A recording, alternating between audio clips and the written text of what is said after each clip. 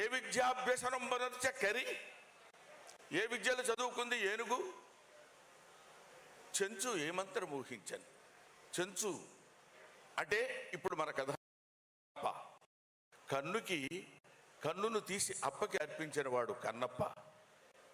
అటువంటి వాడు వీళ్ళందరినీ సమానమైనటువంటి దృష్టి, ఎవడైతే నన్ను ఆత్మార్పణ చేసుకుని తన ఆత్మని నా పాదాల దగ్గర నైవేద్యంగా పెడతాడో వాడికి నేను మోక్షాన్ని ప్రసాదిస్తాను.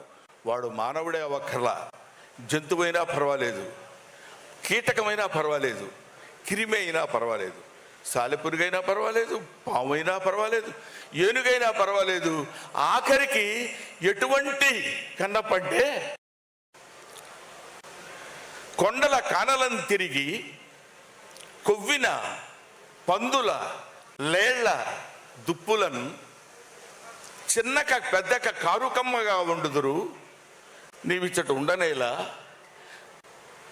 నాకుండొక ఆనతీక ఉడుమూరికి రాగదవయ్య లింగమా అంటాడు. ఆయన ఏం పెడతానన్నాడంటే, అక్కడ ఇది ఈయనకు పెడుతున్నాను, ఈ కొవ్విన పందుల లేళ్ల దుప్పులను, పంది మాంసం, లేడి మాంసం, దుప్పి మాంసం కూడా తెచ్చి పెడతానంటున్నాడు. అంటే తాను భుజించేటువంటి ఆహారాన్ని నీకు చిత్తశుద్ధిగా నైవేద్యంగా నీ పాదాల దగ్గర పెడతామని ప్రభు అని కోరుకున్నటువంటి వాడు కన్నప్ప. అందులో ఎంత నిజాయితీ ఉంది, ఎంత నిష్కల్మషంగా చెప్పగలుగుతున్నాడు అనేటువంటిదే శివుడు అనేటువంటి వాడు ఉంటే ఆయన మనల్ని భక్తి పరిగణలోకి తీసుకుని మనల్ని ఒక భక్తుడిగా ఆయన ఆస్వాదిస్తాడు. అలాంటి వాడే మార్కండేయుడు. ఆయన్ని ఎవడైనా ఏదైనా తిట్టినా పర్వాలేదు కానీ దేవుణ్ణి, తన భక్తుడిని ఎవడంటే మాత్రం ఊరుకోడు, క్షమించడు.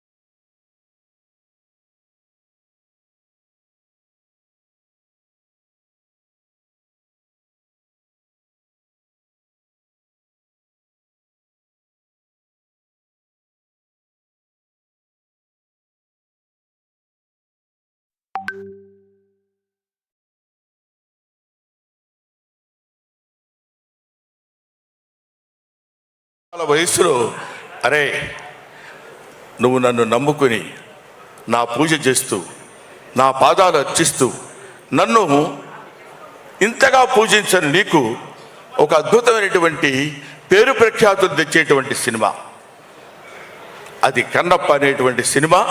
అది ఎవరో కాదురా, నీ రక్తాన్ని పంచుకొని పుట్టినటువంటి నీ బిడ్డ మంచు విష్ణువు చేత ఆ పాత్ర ధరింపజేసి ఒక అద్భుతమైనటువంటి చిత్రాన్ని నిర్మించేటువంటి అవకాశం కలిగింది. అది ఈ మధ్య ఆయన జ్యోతిర్లింగాలు అన్ని లింగాలు దర్శించుకుని వచ్చాడు. ముఖ్యంగా మన కాళహస్తిలో ఉన్నది వాయులింగం.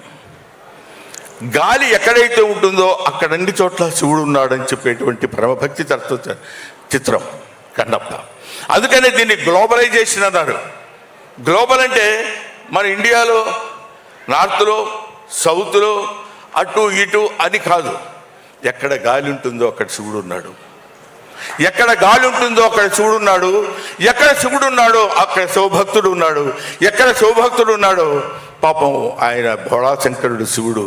ఆయన ఇవన్నీ పట్టించుకోడు. ఎవడో మనల్ని తిడుతున్నాడు, ఎవడో మనల్ని చేస్తున్నాడు, ఎవడో. అందుకనే జగద్గురు శంకరాచార్య గారు ఒక మాట చెప్తారు. ఏమంటారంటే,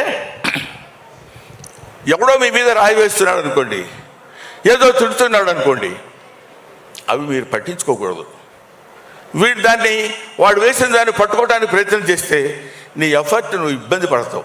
దాన్ని వదిలేస్తే అది జారి అక్కడే కొడుతుంది, లేదంటే తిరిగి మళ్ళీ వాడికి తగులుతుంది. కాబట్టి శివుడి గురించి, శివారాధన గురించి, శివ భక్తితత్వాన్ని గురించి చేసేటువంటి వాళ్ళు ఎవరు ఈ సినిమా గురించి, ఈ సినిమాలో శివుడు ఎవరైతే మనకెందుకు, అక్షయ్ కుమార్ శివుడు, ఆయన దగ్గర ఉండేటువంటి ప్రభాస ఇంకొకడు, లేదా మోహన్ లాల్ గారా ఇంకొకడు, లేకపోతే ఇంకొక శరత్ కుమారా, ఇంకొక ముఖేష్ ఋషి. వీళ్ళు కాదు. ఆ కథలో ఈ పాత్రలు ప్రవేశపెట్టాలనేటువంటి ఆలోచన మంచు విష్ణు లాంటి, మంచు మోహన్ బాబు లాంటి ప్రొడ్యూసర్స్ కలగటం వాళ్ళ అదృష్టం. ఎంతో అదృష్టం చేసుకున్నప్పుడు నాకు తమ్ముడు చెప్పాడు, ఎంతో అదృష్టం చేసుకుంటే తప్ప ఇలాంటి సినిమాలో క్యారెక్టర్స్ దొరకవు. అటువంటి క్యారెక్టర్స్ని ఇందులో పెట్టి డబ్బు సంపాదన అంటారా? ప్రతివాడు సినిమా తీస్తాడు, డబ్బు సంపాదించుకోవాలనుకుంటాడు. ఆ డబ్బు సంపాదనతో చాలా హ్యాపీగా ఉంటాడు. మంచిది.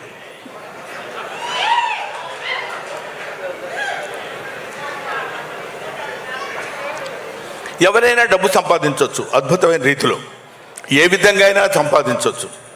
కానీ డబ్బు సంపాదన, ధనార్జన ఒక సక్రమమైన పద్ధతిలో, సరైనటువంటి ఆలోచనలో, సరైనటువంటి పద్ధతిలో సంపాదిస్తే అందులో ఈ భక్తిరసమైనటువంటి ద్వారాన్ని ఎన్నుకుని ఎన్నో అందుకనే చాలామంది ఈ సినిమా ఏంటంటే మొదలుపెట్టిన దగ్గర నుంచి అన్నీ కష్టాలే అన్నాడు ఎవడో.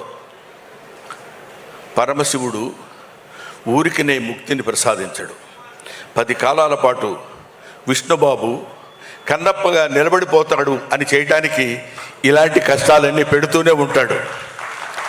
మీకు ఇంకొక విషయం, లోక కళ్యాణార్థమై వర్షం పడే ముందు ఉరువులు, మెరుపులు, దడదడలు, సౌండ్స్ తప్పవు. అందుకే ఆయనకి ఇలాంటి, అందులో మోహన్ బాబు గారిది తోలు మామూలుగా మనం లెదర్తో చేసిన గుండె కాదు, అతుంది అదొక స్టీలు. దాన్ని ఎన్నన్నానండి అలా పెట్టి ఊరుకుంటాడు తప్ప కొట్టుకుంటారు ఆయన్ని కొట్టుకుంటారో అని చెప్పగలిగినటువంటి చావున్నటువంటి వ్యక్తి. దానికి తోడు మోహన్ బాబు గారు ఇన్ని సంవత్సరాల శివపూజ ఫలితంగా తన కుమారుడైనటువంటి విష్ణుబాబుతోటి కన్నప్ప సినిమా తీయాలనుకోవడం ఒక అద్భుతమైనటువంటి ఆలోచన. అది ఆయనకు కలిగిందని ఆయన అనుకుంటాడు. నేను అద్భుతమైన నటన ప్రదర్శించానని విష్ణుబాబు అనుకోవచ్చు, ఇందులో నటించిన వాళ్ళు అనుకోవచ్చు. ఇదంతా ఈశ్వరేచ్ఛ అనేది మాత్రం మనం తెలుసుకోవాలి. ఆయన చేసినటువంటి డిజైన్లో మనందరం చిన్న చిన్న పావులు మాత్రమే, మనం చేసి తీరాలి. నాకు తెలిసి ప్రభుదేవా ఉన్నాడు. ప్రభుదేవాన్ని దీనికి ఎందుకు సెలెక్ట్ చేసుకున్నాడో నాకు అర్థం కాలేదు, నాకు తెలియదు. కానీ ఎప్పుడు ప్రభుదేవా మొట్టమొదటి జగదేక వీరుడు అతిలోక సుందరి చిరంజీవి గారి సినిమాలో ఈయన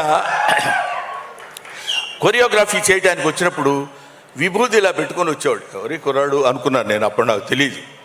అప్పటి నుంచి ఇప్పటివరకు శివభక్తి తత్వులు వాళ్ళ చేతనే ఈ సినిమాలో కొరియోగ్రఫీ చేయించారు. ఇలాంటివి చెప్పుకుంటూ వెళ్ళిపోతే ముఖ్యంగా దర్శకుడు సింగ్ గారు ఉన్నారు. ఆయన, నేను మొట్టమొదటి వెళ్ళినప్పుడు మనిషికి ప్రతివాడికి జ్ఞానమే కాదు అజ్ఞానం కూడా ఉంటుంది, అది కొంచెం ఎక్కువ పాళ్ళు ఉంటుంది. అప్పుడు నాకు అలా పనిచేసి ఈయనేంటి, ఈ డైరెక్టర్ గారు ఏంటి ఇలా తీస్తున్నారు, అబ్బా ఇంకా బాగా అంతటి దాన్ని ఏమంటారు, అజ్ఞానంతో చేసినటువంటి విమర్శలు. ఆ తర్వాత ఆయన విశ్వరూపం చూసిన తర్వాత సినిమాలో what is this, is it Singh film, వా ఫంటాస్టిక్ అనేటువంటి దృష్టికి తీసుకొచ్చినటువంటి దర్శకుడు మిస్టర్ సింగ్. ఆ తర్వాత చాలామంది, ఎంతమంది అద్భుతమైనటువంటి, ఏమో దిగిపోవాలా, వద్దనిపించుకోవడం కోసం చెప్పాను అది అంతే. కాబట్టి అటువంటి అద్భుతమైనటువంటి నటులు వీళ్ళందరూ కలిసి టెక్నీషియన్స్, చాలా బ్రహ్మాండమైన టెక్నీషియన్స్ని పెట్టి ఎంతో ప్రశాంతమైనటువంటి సినిమా తీయాలి అని. ఆ తర్వాత కొన్ని చోట్ల నేను ఈ మధ్య విన్నాను, అదేంటంటే ఏమండి శ్రీకాళహస్తి న్యూజిలాండ్లో తీయాలా అన్నాడు ఒకడు. మనం ఒక చిన్న ఎగ్జాంపుల్ చెప్తాం మీకు. నేను పంది బురదలో పొర్లాడుతుంది అనుకోండి, అనుకుంటూ వెళ్ళిపోతాం పక్క నుంచి. అదే ఒక చిత్రకారుడు పంది బురదలో పొర్లాడుతున్నట్టు చిత్రలేఖనం వేసి ఫ్రేమ్ కట్టించి అక్కడ పెట్టాడు అనుకోండి, నిలబడి చూస్తాం. అది కళకి నిజానికి ఉన్నటువంటి తేడా. మన చేత అది చూపించాలి, మనందరం దాన్ని ఇంట్రెస్టింగ్గా చూడాలి అని నేను నటించేటువంటి ఈ సినిమా నన్ను ప్రేమించేటువంటి, శివుణ్ణి ప్రేమించేటువంటి శివారాధకులైన వాళ్ళందరికీ కనులకి ఒక పండుగలా ఒక అద్భుతమైనటువంటి ఫీస్ట్ కలగజేయాలనేటువంటి ఆలోచనతో అంత దూరం వెళ్ళి వాళ్ళందరినీ తీసుకుని ఎందుకంటే చక్కగా ఈ పక్కనే దుర్గం చెరువు ఉంది కదా, తీసేస్తే పోద్ది అని అనుకునే వాళ్ళు కూడా ఉండొచ్చు. అనుకోవటం గురించి మనం మాట్లాడద్దు. లెట్ దెమ్ అనుకోవటం వాళ్ళ వంతు, పడటం మన వంతు అనుకుందాం. కానీ వీటన్నిటినీ చూసేవాడు ఒకడు ఉన్నాడు అనుకోవటం మన వంతు, మన అందరి వంతు. కాబట్టి వీ డీ అవర్ జాబ్. భగవద్గీతలో చెప్పినప్పుడు మన పని మనం చేసుకుంటూ వెళ్ళిపోతాం. ఆ రిజల్ట్ ఏది రావాలో ఏది కావాలో ఆ పరమేశ్వరుడికి తెలుసు. అందుకే ఈ సినిమా ఒక అద్భుతమైన విజయాన్ని సాధిస్తుందని నేను మనస్ఫూర్తిగా నమ్ముతున్నాను. నమ్మి తీరాలి ఎవడైనా. ఆ సినిమా చూసిన తర్వాత మరీ ఇంకా తెలుస్తుంది. ముఖ్యంగా come to the artistic points. ముందుగా మోహన్ బాబు గారి గురించి చెప్పాలి. మోహన్ బాబు గారు చాలా గొప్పవాడండి, మంచి నటుడు. 7 సేవలు ఇవ్వాయి అంటాడు ఎవరో నీకు చెప్తుంటే. మాకు తెలియదా ఆ విషయం, నువ్వు చెప్పాలా అని. మోహన్ బాబు గారు భారతదేశం గర్వించేటువంటి అతి తొమ్మిది నటుల్లో ఒకడు. భారతదేశం నటుల్లో ఉన్నటువంటి వాళ్ళలో ఒకడు. ఆ రోజుల్లో ఓ దిలీప్ కుమార్, ఒక అక్కినే నాగేశ్వరరావు, ఒక ఎన్టీ రామారావు, ఆ ఏజ్ తర్వాత వచ్చినటువంటి తరంలో మోహన్ బాబు గారు ఒకరు. ఏమయ్యా నిన్ను హైదరాబాద్ నుంచి పొగిడించుకోవడం కోసం పిలిచాడా ఆయన మీరు అడగొచ్చు. చొక్కా పట్టుకుని అడిగినా నేను చెప్పే పాయింట్ ఒకటే, ఒక డైలాగ్ చెప్పాడు అంటే ఇలాగే చెప్పాలి కదా అనిపిస్తుంది. వోకల్ కార్డ్స్ నాకు అలాగే 10 నిమిషాలు నేను మాట్లాడమంటే మాట్లాడాను. భగవంతుడు ఆయనకి ఇచ్చినటువంటి స్వరం అలాంటిది. ఒక అద్భుతమైనటువంటి స్వరధ్వనిని ఆయనకి ఇచ్చాడు. నటనలో మేము చిన్న కామెడీ వేషాలు వేసుకునేవాళ్ళం. గబగబా ఆయన దగ్గరికి వెళ్ళి ఏంటి గురుగారు, ఉండవాయ్ డైలాగ్ ప్రాక్టీస్ చేస్తున్నాను ఇక్కడ. ఆయన క్యారెక్టర్ చేసేటప్పుడు పాత్రలో ప్రవేశించి అద్భుతంగా నటించి మెప్పించినటువంటి నటుడు అతి తక్కువ మంది ఉంటారు. అలాంటి వాళ్ళలో చెప్పండి డైలాగ్, సరే అని చెప్పేవాళ్ళు ఉండొచ్చు. ఇలాంటి వాళ్ళు అతి తక్కువ మంది నటినట్లు ఉంటారు. అందులో మోహన్ బాబు గారు ప్రథమం. ఇటువంటి వాళ్ళు ఇంకా ఇన్ని సంవత్సరాలు ఏమంటే మీకు ఒక 50 ఉంటాయా? 50 అండి? ఓహో, ఇండస్ట్రీకి వచ్చి 50 ఏళ్ళు అయింది ఆయన. 1 ఇయర్కి అనుకుంటా బహుశా. కాబట్టి ఇన్ని సంవత్సరాల సుదీర్ఘమైన ప్రయాణంలో కేవలం నటుడిగా ఒక్కొక్క మెట్టు కామెడీ చేసి మా బొచ్చల్లో రాయేశాడు, విలన్ చేసి మా బొచ్చల్లో రాయేశాడు. Comedy, villain, character artist, hero, ఎన్ని రకాల పాత్రలు ఉన్నాయో అన్నీ చేయగలిగినటువంటి సమర్థత కలిగినటువంటి నటుడు ఆయన మోహన్ బాబు గారు.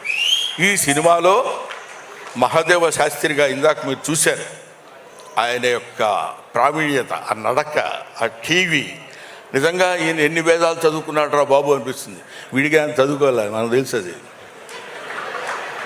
కానీ అక్కడ ఆయన నేర్చుకున్నటువంటి విద్యతో ఒక అద్భుతమైనటువంటి భ్రమ కలిగించేటువంటి నటుడు మోహన్ బాబు గారు.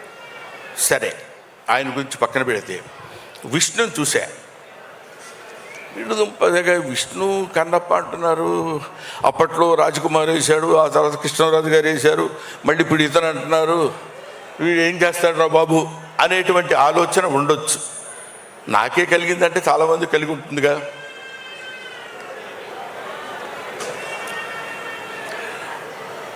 విష్ణు యాక్ట్ చేసేటప్పుడు ఏదో చేసేసి వెళ్ళిపోవడం కాదు. ఈ షాట్ అయిపోయిందండి ఓకే అని కాకుండా ప్రతి షాట్, దీనికి డబ్బులు ఖర్చు పెట్టడం ప్రధానం కాదు. మోహన్ బాబు గారు చూడని డబ్బు కాదు, బోల్డంత చూశాడు ఆయన. మోహన్ బాబు గారికి తెలియని డబ్బు కాదు బోల్డంతా, ఆయనకి తెలియని కీర్తి కాదు బోల్డంత కీర్తి ఉంది. కాకపోతే ఇప్పటికీ ఒక నిత్య విద్యార్థిలాగా ఇలా చేయాలని అది పుణికిపుచ్చుకున్నటువంటి వ్యక్తి విష్ణు, అది పుణికిపుచ్చుకున్నటువంటి వ్యక్తి మనోజ్, అది పుణికిపుచ్చుకున్నటువంటి ఆర్టిస్ట్ లక్ష్మి, వాళ్ళ కుటుంబం అంతా అంతే. వాళ్ళు నటించడం ముఖ్యంగా ఈ సినిమాలో, కన్నప్ప సినిమాలో విష్ణుబాబు ప్రతి షాట్కి వెళ్ళి అది చూసుకుని బాగుంది, ఫైట్ ఇది బాగుంటుంది, ఇది ఇక్కడ బాగుంటుంది, ఇది ఇక్కడ బాగుంటుంది, గ్రాఫిక్స్ ఏదో మధ్యలో బాగాలేదు అది ఇది అన్నారు కాదు, అమెరికా వెళ్ళిపోయి కూర్చుంటాను. గ్రాఫిక్స్ దాని పీక్స్ ఎంతవరకు ఉందో అంతవరకు విఎఫ్ఎక్స్ చేసి తీసుకొచ్చినటువంటి ప్రొడ్యూసర్ మోహన్ బాబు అని పేరే కానీ producer come hero that is Vishnu. అంత కష్టపడ్డాడు అతను. ఈ సినిమాలో నటించిన వాళ్ళు ఇంకా మోహన్ లాల్ తమిళనాడు, అదే మలయాళంలో అతను, శరత్ కుమార్, అక్షయ్ కుమార్, వీళ్ళందరూ వాళ్ళ యొక్క శక్తిని ఎందుకు అంత కష్టపడి ఈ సినిమాలో యాక్ట్ చేశారు అంటే, సినిమాలో ఉన్నది గుండెకాయ, ఆయువు పట్టు, శివుడు పరమేశ్వరుడు. ఆయన నుంచి ఎవడు తప్పించుకోలేము మనం. ఏం చేద్దాంలే అనుకున్నా కూడా ఊరుకోలేము. కాబట్టి అటువంటి నటీనట్లు పోతే, అన్నా నువ్వు కూడా వాళ్ళ గురించి చెప్తావు కానీ మేము కూడా యాక్ట్ చేశాం కదా అన్నా అని మన రఘు, మన Saptagiri Raghubabu is versatile artist. మన శివబాలాజీ, ముఖేష్ ఋషి గురించి మనం చెప్పేదే ఉంది. ఈ సచే అంటే ఆయన ఒక ఇందాక అమ్మాయి చెప్పినట్టు స్క్రీన్ మీదకి వస్తే భయంకరంగా ఉంటాడు, బాబోయ్ వీడేంట్రా అన్నట్టు. ఆ తర్వాత అంత సాఫ్ట్ మ్యాన్, అంత ఇది అద్భుతమైనటువంటి నటీనటుల యొక్క కలయిక. ఇక్కడ ఉన్న వాళ్ళ పేర్లే మనం చెప్పుకుంటున్నాం. హీరోయిన్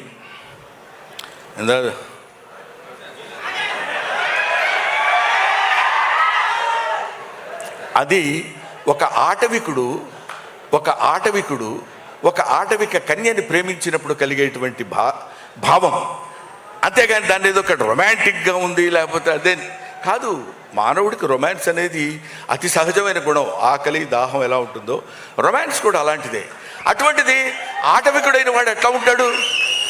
దానికి ఆ ఆటవిక లక్షణాలతో కూడి ఒక అద్భుతమైనటువంటి తెలియకుండా దొంగ ఎదురుగా ఉన్నాడు ప్రభుదేవ. అది గీత దాటకుండా, పరిధి దాటకుండా, చించ్ అని కాకుండా, ఏదేదో ఊపటాలు లాంటివి చేయకుండా అందంగా, అది శృంగారం మితిమీరకుండా చేసి చూపించినటువంటి వ్యక్తి ప్రభుదేవ. అయితే ఒక అద్భుతమైనటువంటి క్యారెక్టర్ చేశాడు.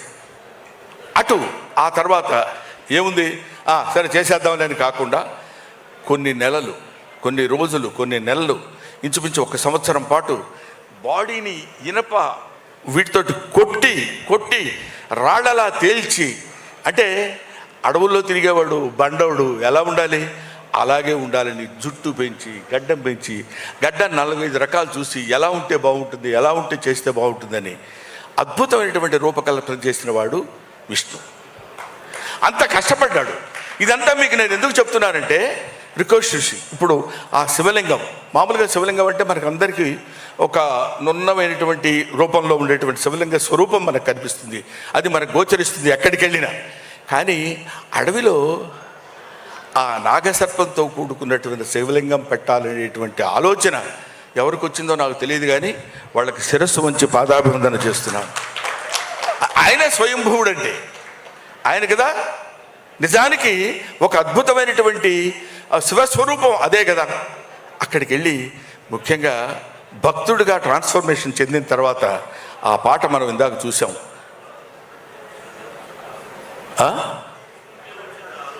ఇది మేము మాట్లాడుతున్నప్పుడు మీరు డిస్టర్బ్ చేయకండి సార్.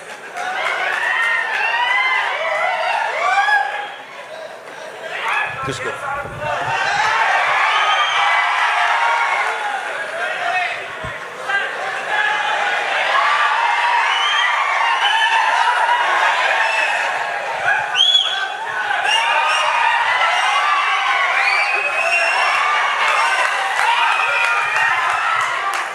అది అటువంటి అంటే ఊరికే జస్ట్ కామెడీ కోసం అలా చేశాను, లేకపోతే ఆయన ఊరుకుంటాడా?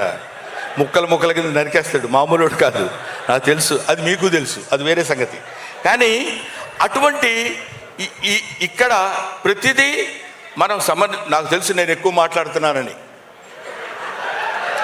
మీరు కూడా ఒక 70-80% ఇంట్రెస్ట్గా వింటున్నారని తెలుసు, ఓ 20% బోర్ కొట్టుద్ది, ఏంట్రా పద్యాలు పాటలు చదువుతున్నాడని. కానీ ఇక్కడ చెప్పాల్సినటువంటి బాధ్యత ఉంది కాబట్టి ఈ సినిమాలో నేను యాక్ట్ చేసిన వాడిగా కాకపోయినా సరే శివుడి గురించి చెప్పుకోకుండా ఎవడు ఉంటాడండి?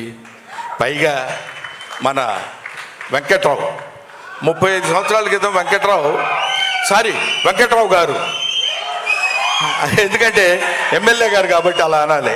మేమిద్దరం కో ఆర్టిస్టులం సత్యాగ్రహం అనే సినిమాలో కలిసి నటించాం. ఈ గుంటూరు నాకు బాగా పరిచయమైనటువంటి స్థలం. ఈ గుంటూరులో ఏది ఎక్కడ ఉంటుందో మాకు తెలుసు. ఓవర్ బ్రిడ్జ్ ఎక్కడ ఉంటుందో, నాసంగిరి ఎక్కడ ఉంటుందో, జిన్నా టవర్ ఎక్కడ ఉంటుందో అన్నీ తెలిసిన వ్యక్తిని. నేను ఇక్కడ చదువుకున్నాను. ఒక్క మాటలో చెప్పాలంటే ఈ ఊరు వచ్చి లారీలకి పెయింటింగ్ కూడా వేశాను నేను. సరే, అదో పద్ధతి. ఇది చెప్పడానికి ఎందుకే ఎంతసేపు అరుస్తున్నావు అనుకోవచ్చు మీరు. ఇది నీ చేత మోహన్ బాబు గారిని అభ్యర్థించి ఇక్కడ తీసుకొచ్చి ఇక్కడ ఈ కార్యక్రమం నిర్వహించవలసిందిగా నీలో ప్రవేశించిన వాడు మన కోటయ్యకొండ. కోటప్పకొండవాడు ఉన్నాడు. చేదుకోకోటయా, చేదుకోకోటయా. అది ఇందాక చెప్పినట్టు హరహర మహాదేవ శంభూ శంకర నమ పార్వతీపతే హరహర మహాదేవ. ఆ తండ్రి తలుచుకుని ఇన్ని రకాలైనటువంటి కారణాల వల్ల మనం ఒక అద్భుతమైన రీతిలో ఈ గుంటూరు ఒక అందమైనటువంటి కళలకి కానాచి గుంటూరు. ఈ ప్రదేశంలో ఈ కార్యక్రమం నిర్వహించాలని నిర్దేశించిన వాడు సకల సృష్టి స్థితి లయకారుడైనటువంటి పరమేశ్వరుడు, ఈశ్వరుడు. ఆ ఈశ్వరాజ్ఞ వల్ల ఇక్కడ జరిగింది. అందుకనే మనందరం ఇక్కడికి వచ్చి కూర్చుని ఆనందించగలుగుతున్నాం. ఇందాక ఆయన చెప్పినట్టు ఇది లైవ్లో చూస్తున్నటువంటి వాళ్ళకు కూడా పరమ పవిత్రమైనటువంటి భావన కలిగి ఎంతో ఆనందాన్ని, ఆశీస్సుల్ని భగవంతుడు అందిస్తాడని కోరుకుంటూ మీరు ఈ సినిమా చూడండి, తప్పకుండా దిగ్విజయం చేయండి అని నేను మనస్ఫూర్తిగా కోరుకుంటూ, సినిమా చూసి సినిమా దిగ్విజయం చేసి డబ్బులు సంపాదించి మోహన్ బాబు గారికి ఇచ్చేద్దాం అది కాదు. భారతదేశంలో పుట్టినవాడిగా, భక్తుడిగా, శివభక్తుడిగా శివనామస్మరణ చేసుకుంటూ శివుని యొక్క ప్రాశస్త్యాన్ని పొందినటువంటి ఏకైక దేశం భారతదేశం. ఈ భారతదేశపు ఖ్యాతిని నలుమూలలా వ్యాపించే విధంగా చేస్తే అది మనకి పుణ్యం, మన భారతదేశంలో పుట్టినటువంటి నటీనటుల పుణ్యం, మోహన్ బాబు విష్ణు పుణ్యం. Thank you very much. Thank you Brahmanandam garu, thank you so much. It was amazing. ఆయన ఎంతసేపు మాట్లాడినా ఆయన మాటలు వినాలి.